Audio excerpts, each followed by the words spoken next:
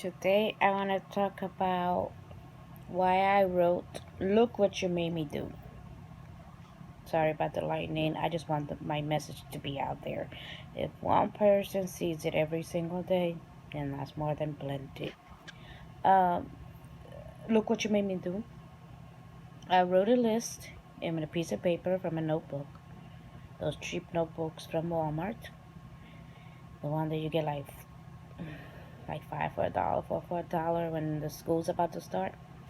Um, and I wrote down all the songs from like the beginning to the end. All the songs that I could remember that I wrote because it's so many that I lose count. I went in and wrote it down because I wanted it to be a little bit organized for Ellen. But I say a little.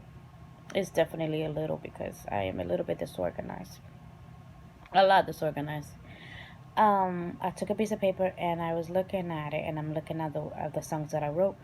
So if you hear Taylor saying, I I I made a list and your name is underneath red line. Um, I wrote to her um, and I told her, look, I did this song in this year, I did this song and that song, and if you notice this and if you notice that, um, I wrote to her before the song came out, and she knows it. Ellen knows it. I believe she does. If she has an organized crew and she has the dates on the letters that she received, she'll know that I wrote to her at least a day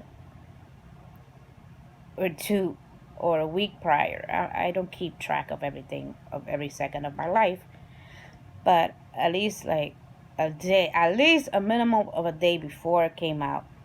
So after I wrote to her, because I'm being recorded in my house, like I said before, I was like, look what you made me do. Look what you made me do. I made a list and your name is underneath red line. I might have got mines, but you all get yours. And see how she says she's in a cage? Taylor Swift, she's in a cage. Because I'm in a cage. When you're being recorded without no permission, you are a jailer. You are in a jail. You see how she says, I gave you a place in my house and you took the keys and locked me out. That's because that's the feeling that I was feeling and how I feel. I hate it when you laugh, when you lie. It's because I saw Luis Fonsi laughing while talking about how he wrote Despacito, and I'm like, oh, I hate it. I mean, that's how people try to like because they're nervous. So when they're nervous, they go or however he went. But if y'all look at his videos, y'all know what I'm talking about. They laugh. And I noticed the other lady that they said that also wrote the song, how she went to Don Francisco. And also she laughed when she was like, hey, let's say when in the playa in Puerto Rico. I wish I could curse, but I don't want to curse. B, you know you didn't say that. Because that's definitely a word that I put out there for the song. I wish I had you in front of me, be like, dude, say that to my face. Because when you lie and you don't know the story behind, that's why I forgive you. But when you lie, you are a thief. And in my case, this is definitely the case. When you lie, you are a thief. You don't know who you're stealing from. So if somebody tells you, here, grab this car, say it's yours, don't you have a little flickering light in your head that says, something is wrong here? Why don't you want to get credit for this beautiful car? Hmm? Why don't you want to get credit for this beautiful song that has 6 billion views? At the time, it wasn't that huge, right? But why don't you want credit? If somebody tells you, say it's yours, then you know there's a huge red flag.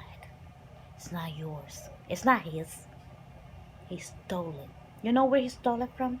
He stole it from a mother, from a prisoner, from her babies.